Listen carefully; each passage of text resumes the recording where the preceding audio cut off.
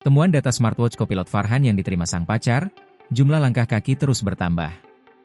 Temuan keluarga di ponsel milik kopilot Farhan Gunawan pesawat ATR 42500 yang jatuh di Kabupaten Maros, Sulawesi Selatan jadi petunjuk penting. Pesawat tersebut jatuh di kawasan Gunung Bulu Saraung, Kabupaten Maros, Sulawesi Selatan pada Sabtu, 17 Januari 2026. Diperkirakan pesawat jatuh dan meledak lantaran puing-puingnya tersebar di area tersebut.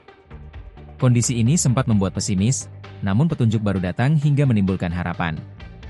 Keluarga kopilot Farhan Gunawan menemukan temuan baru di HP milik Farhan yang terjatuh di hutan. HP tersebut ditemukan tim SAR di hutan dan langsung dikembalikan kepada keluarga pada Sabtu, 17 Januari 2026. Kini ponsel milik Farhan dipegang oleh kekasihnya, Dian Mulyana Hasibuan. Kakak Dian, Fitri Keandedes Hasibuan mengungkap ponsel milik Farhan masih terhubung ke smartwatch atau jam tangan pintar yang ia pakai. Dari sanalah diketahui jika data terbaru di smartwatch menunjukkan adanya pergerakan langkah kaki setelah pesawat jatuh.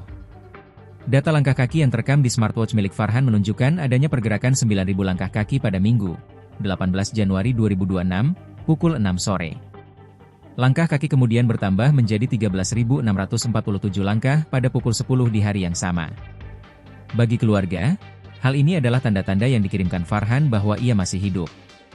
Sang kakak lantas meminta agar tim pencari di lapangan diperbanyak guna pencarian yang lebih intensif.